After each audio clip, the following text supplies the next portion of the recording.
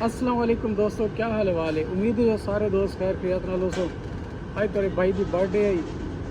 Birthday एक तो office celebrate की से भी इतना करेंगे पे काफ़ी सारे दोस्त जिन्होंने भी पार्टिसिपेट किए, थैंक यू सो मच। बाकी जिन्होंने दोस्त ने साकू विश मैसेज करके किए उन्हें का भी शुक्रिया। अज वाल सारा डिमार की मसरूफियात की वजह ने टाइम लो तो बर्थडे अस सैलीब्रेट अपनी करना सी उसे। हूँ केक शेक रेडी है।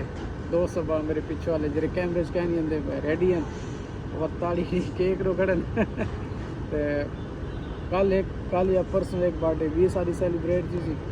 उस तो बाद जी इतना स्पाइस गार्डन आए हैं लाहौर, इतना कर बैठे अस सैलीब्रेट करते पे। बाकी थोड़ा जा खाना वाना खा गिनू, केक शेक कट कर गिनू तो बाहर का एक साइड का व्यू भी कहने हैं।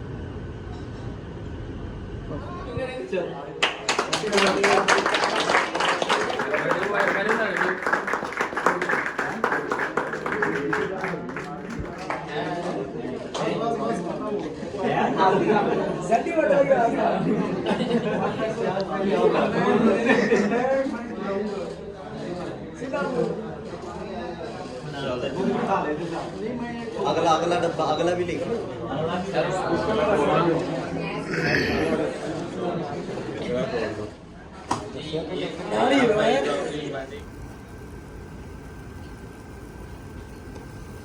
चलो जी।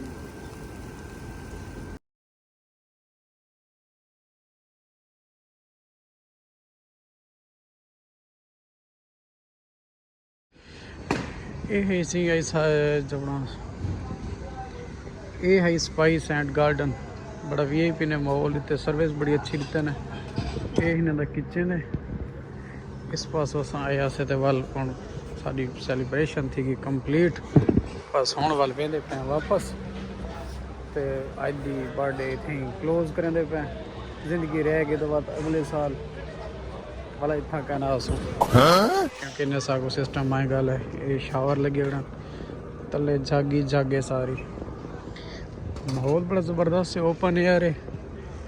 कहीं अगर चक्कर लग गया तो वाल एक दफ़ा बंदा आवे इतना दी दे टाइम सागो तो, क्योंकि रात थी कि स्टेडियम में छोटा सा छोटे बाल हैं से। बाकी इस पास बड़ा अच्छा ज़बरदस्त माहौल है